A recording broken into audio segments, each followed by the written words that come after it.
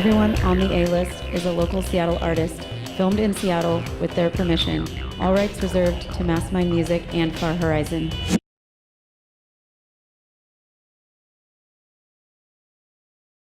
All right. Hi, everyone. This is Wes Speight. How's it going? Good. Cool. All right. I'm going to ask you a few questions. Okay. And so, how long have you been doing music?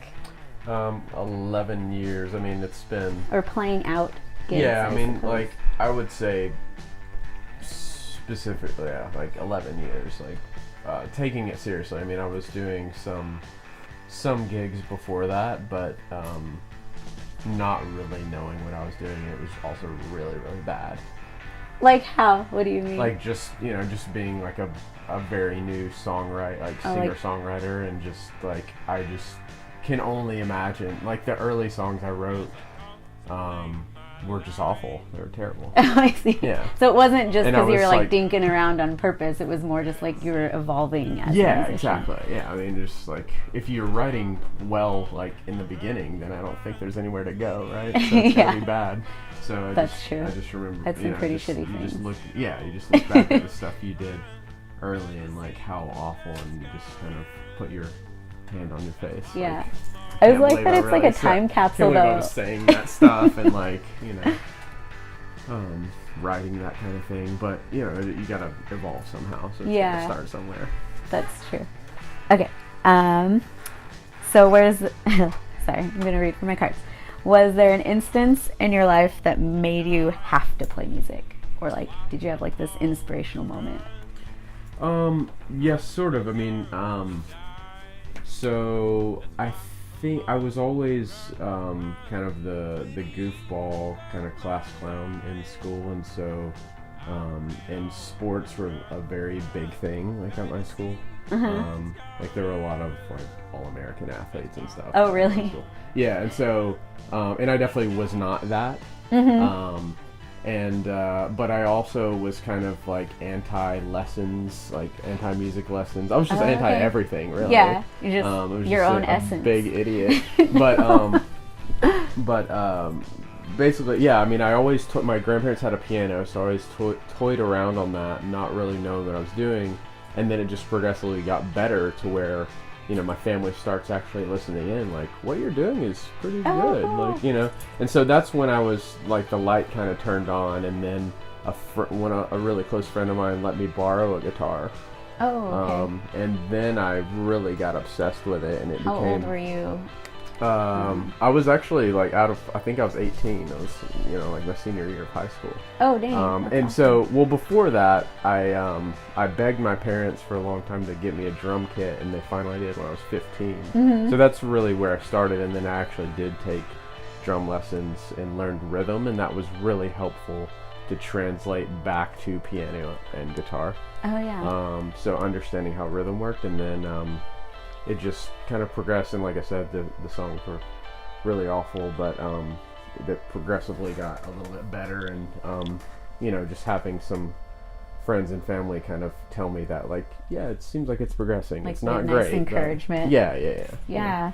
But as far as like that that kind of moment, that was a bit later when I had this moment where I was like, now I'm either jumping all the way in, and like basically like the first EP I made, actually it's a little bit ironic because today is the date in 2008 when I released my first EP. Oh, cool. March 17th, right, today? Yes. Yeah. And so yeah, it's kind of interesting that happened to be like we're doing this now. Yeah. But I released that, and that was my first EP, and basically like I put money, you put money into these things, and it's a big risk and all of that, and but that was the moment where I was like, I'm going all in, like I'm going for it. That's and so cool. and I'll learn from that experience and decide whether or not I'm gonna stick with it, and then it just kind of became like an addiction after that. So it's like 11 years already. Yeah. Man, that's so awesome. Yeah. So then, were you playing guitar and singing on that? Primarily. Or did you have like a whole primarily. band? With I you did. on So that? that I like I wrote. It was a 5-song EP, so I wrote all the songs, and then the producer I worked with, this was so I was living in Nashville. Mm-hmm. Oh, cool. Yeah. And love so Nashville. this producer that I wanted to work with, like finally paid attention to me. Like I kind of had to be like, hey man, hey, I'm here, you know. Yeah. Like, just keep kind of annoying him in a way. And then finally, like a year later, he kind of acknowledged like, oh yeah, you're still annoying me. Okay, let's go do this now. And so we went into this, and so we actually hired like a bassist and a drummer. Oh, okay. And then he did some of the other production of guitars and whatnot, and I played some piano and like Wurlitzer and stuff like that. Yeah. Harmonica as well. But then the drummer actually, I ended up, the drummer we became friends, and he actually offered to play live shows. Yeah. The bassist didn't. That's his thing. Yeah. So, but the drummer was fantastic, and so I learned a lot from him, and we kind of grew, and then you know, eventually I decided to get out of there and move over here. Into Seattle.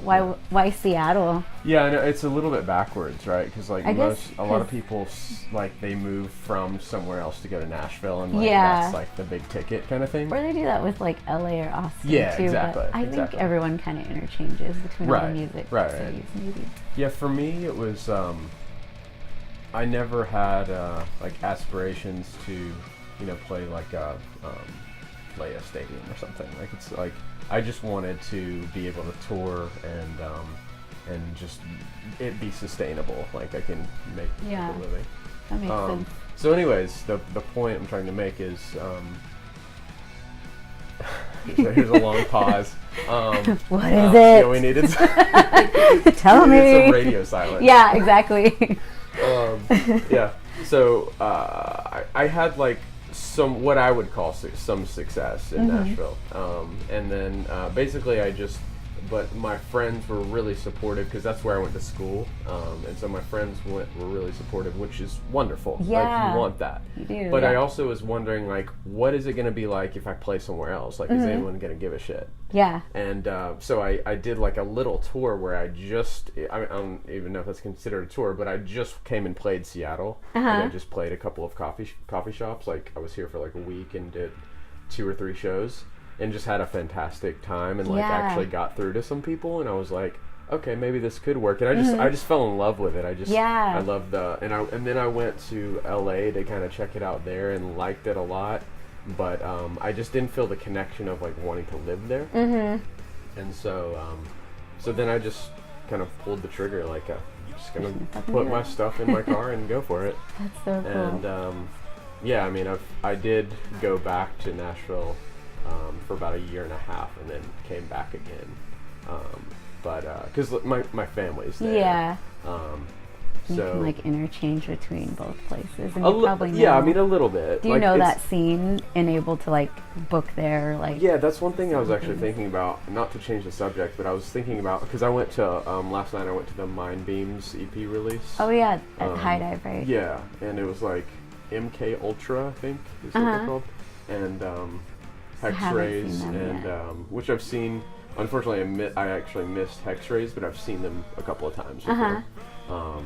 And then, so I don't feel too bad. But no, I mean they're great. But they're great. And then Bad Luck, which are you familiar with? I haven't. There's just a no. saxophonist and a guitarist. Sorry, saxophonist and a drummer. Okay. And it's no. like acid experimental jazz. Like I felt absolutely insane. Really? Yeah, I felt like I was losing my mind. Did they play last then? Because Blaze in Space was doing his visuals too, so sweet. it was just like I'm so glad I'm not using any psychedelics right now. Because it would have been awful. He's so good at that too. I should have him on here. But Yeah, no, he is incredible. All right, well, I'll move on to another question. Well, how many albums do you have out now? Ooh. Yeah. I wasn't prepared for that one. So there's the Please EP was my first one. Then the first LP I did is called Lie and Wish. That was in 2011. I did one called Hackneyed in 2013. And then it gets a little iffy after that. There's another EP I did that was so like those 3 were all like band, like full produced. And then I kind of went back to doing the singer-songwriter thing and did an EP called Rejection Letter. Mm-hmm. It's just all about getting rejected. Not really, but I love that's those where kind I was at the time. Yeah. It was just like you know how you just kind of feel like that's how it's going. Like Yes. you're just getting rejected all the time. You're like, what's the point? But you And then you just keep write doing about it for some reason. Yeah. Yeah. So there was that, and then I did one record which I just did like a self-titled thing because I was just like, I haven't done that yet. I guess I'll call this self-titled. And I kind of like produced that myself as an experiment. Like, I want to cool. see if I can do this. Did you do it like at home? Yeah. Okay. Yeah, it's all like cool. home recorded and stuff, and that was like a really good experiment, and I don't regret doing it whatsoever. It's definitely not my best work, and I learned from it because I learned like it doesn't really work for me to wear all the hats, like wearing all the hats. It's a little too much. It's a little too overwhelming, and it just doesn't produce the best product either. Mm-hmm. So now I've learned. Did you from release that one online or? Yeah, it's just on Bandcamp. Yeah. Okay. Yeah. Shout out to Bandcamp. They're great. Thanks for supporting local music. Well, just music in general. I mean, like there's no charge to use it. Yeah. And it's like the only platform I know of that doesn't charge to put your music, except for SoundCloud. But SoundCloud, you don't get money from it, right? Yeah, you don't. It's just people will discover you on there and just keep playing you. Yeah, and that's cool. Yeah. I mean, that's cool that they don't. But also SoundCloud, I don't understand SoundCloud. I just learned SoundCloud's a German company. And apparently they're not really making a profit either. So I'm just kind of like, why are they doing it? I always think it's where like a lot of rap artists or electronic music lives, and then it's like experimenting on releasing and seeing if people might like something. Oh, sure. And then just like, oh, we're gonna pull it. Right, Like, yeah. Super free. Yeah. I guess the next question I was going to ask you is about touring. I know you said you went from Nashville to Seattle, but like since you've lived here, and you have a lot of music. Yeah. Have you toured around? I have. I've done 5 tours. Oh, damn, that's awesome. Yeah, I mean, nothing like the biggest one I ever did was last year, and it wasn't even that big, but it was. I did a month. So I did 16 shows. That sounds like a big one. I mean, it was big for me, for sure. Yeah. But I mean, it just depends on like who or what we're talking about. I mean, some people are on the road all the time. Yeah, I guess they do shows daily for like the 4 weeks. Yeah, So I think that's crazy. Yeah, I mean, some people are on the road like 9-10 months out of the year, and then it's like 2 months off to kind of like during the holidays, and then back at it. So that's true. They just live on the road. Yeah, no, I've met a couple people. Like I met actually at Tim's last when he did the not Acoustic Armageddon, but what's oh my god, the All Stars. Yeah, thank you. Thank you for saving me there.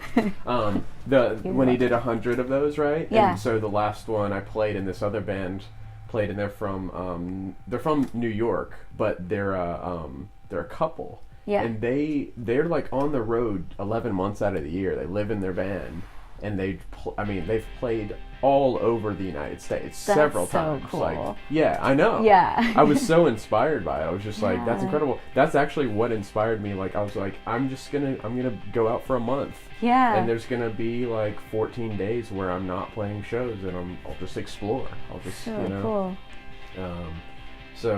The first one I did was just got me hooked, basically. It's just because you're going out into the unknown. Like, you don't know. Just kind of like, you don't what know kind of people? Yeah, exactly. Are there going to be people? Yeah, exactly. Yeah, that's exactly how it is. Where did you go? So the first time, it was like it ended up being, I think, 4,000 miles. So I went all the way to I think the last show was in Santa Fe, New Mexico. But basically just down the coast. So went all the way down Oregon, and then California, and then Arizona, and then back up New Mexico, and then back. Yeah. Cool. So 4 states.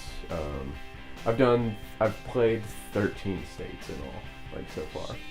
So I'm just trying to like slowly cross off that list and like eventually go to the East Coast, but that's even like that's a little more frightening, because it's like it's even more unknown territory. Yeah. And it's all so much further too. And in a different kind of culture as Oh, well. totally. Yeah. Yeah, I've played New York one time, and in Nashville, I kind of got used to that mentality of like, you know, you need to impress me kind of thing, like this thing. Like Oh yeah.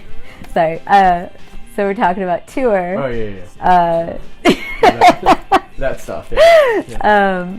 Where you played Nashville and you said they kind of felt like you had to impress. Well, the point I was trying to make is like I get used to, because you're in this like city where there's this hierarchy of musicians, right? Yeah. And it's great. It's and great they're for very that. leveled up, like Yeah. they're precise Yeah. on certain Yeah, and I things. love it for that. It Yeah. is great, and I do love that's.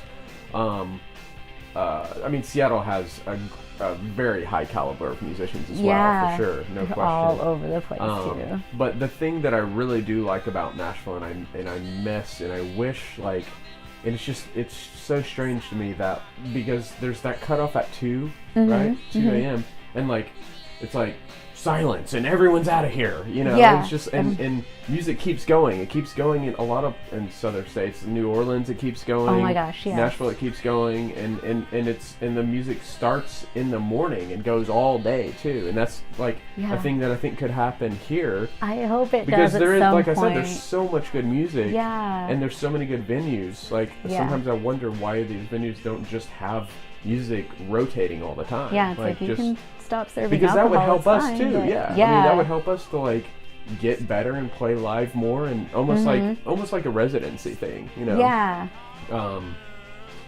What do you think about, like, because I know in Nashville they do tipping, like like people can just walk into a bar and then it's just like they have a tip jar, and so like I know when I was there, every place I went into and heard music, I would at least leave some money, because it's like, well, if you're here.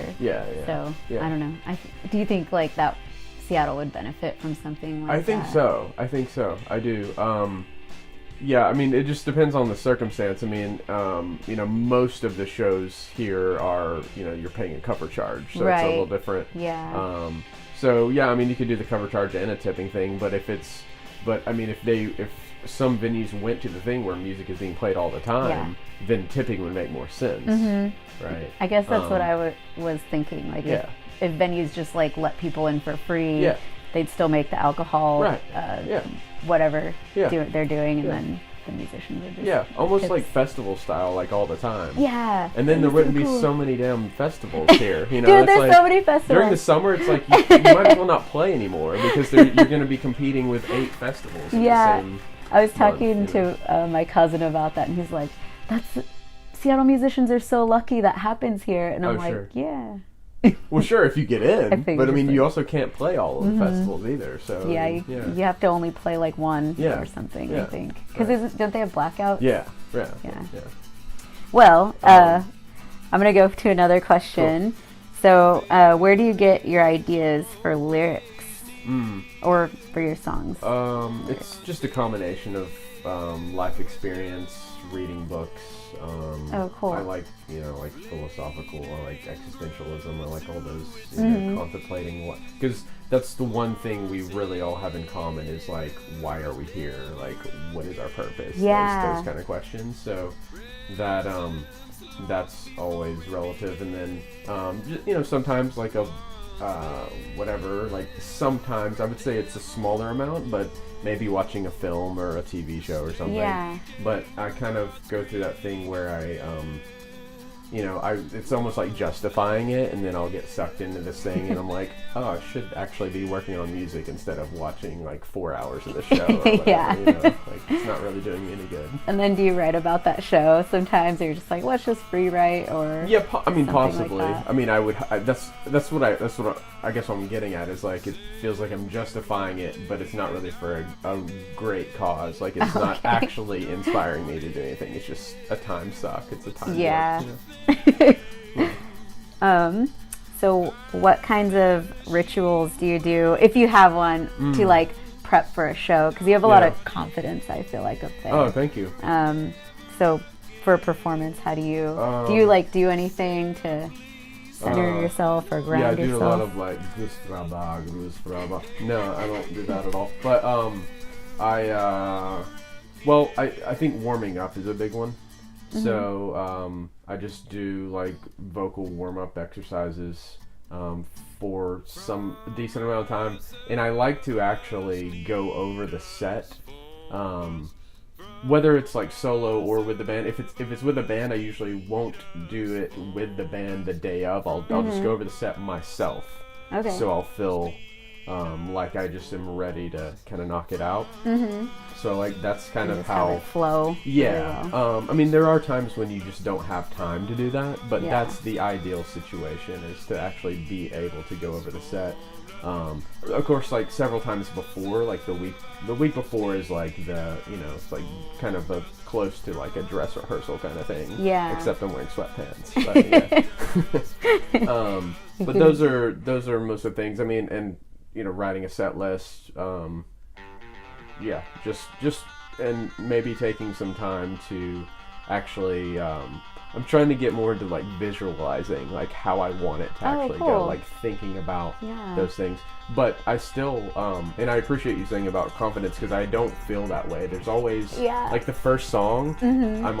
I wish I could just kind of not have those nerves, but there's that you'll hear that nervousness in my voice the first song almost always. Yeah. And then I'm just like, fuck it, I don't care. Yeah, it's like, I'm already up here, might as well do it. Because then whenever I say fuck it, I don't care, that's when things start getting better. But it's because we care so much. That's when we're like holding all this anxiety and nervousness, which I think is a good thing. Like, it is. We should care. But when you let go of that is when things become more free, and it just flows better. Yeah, I know you do have a lot of that stage presence, like whenever I've seen you play. And I really liked, even though this isn't like your music, but when you did that Clash. Oh, cool. I think it was Come As You Aren't at the Skylark. Yeah. Dude, that was so cool. Well, you guys won, so. Yeah, we did. That's just Yeah, no, it was a lot of fun. It was a lot of fun. So, what do you like about playing music in Seattle? I guess we kind of cover this a little bit, but but it's more of a specific. Yeah, I just really like the scene. I mean, like I said, the show I saw last night was just really eclectic, and that's not.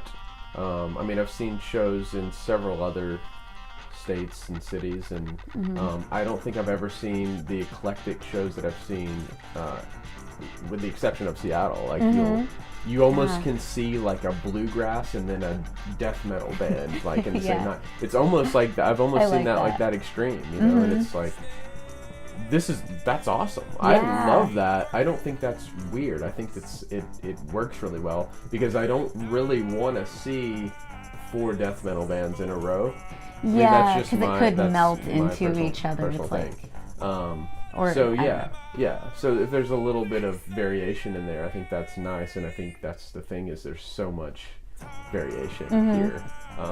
I like that too. Whereas other cities are kind of known for specific things, for specific genres, and of course they do represent probably all of them, but they kind of have more of a so like, you mean maybe there's like punk over here or country over there, or like different regions? Yeah, exactly. Like, I think everything's pretty well represented here. I mean, I feel pretty confident I could name someone in every genre who's so cool. Representing, whereas I don't think I could do that like where I'm from in Nashville, or I mean, I guess a place like you mentioned, like Austin and New York and LA, like those are kind of like, there's kind of, I think of it as like those, like Seattle, Austin, New York, and LA are kind of the big 4 places where music it's like the mecca of music. Yeah. And maybe New Orleans is another one.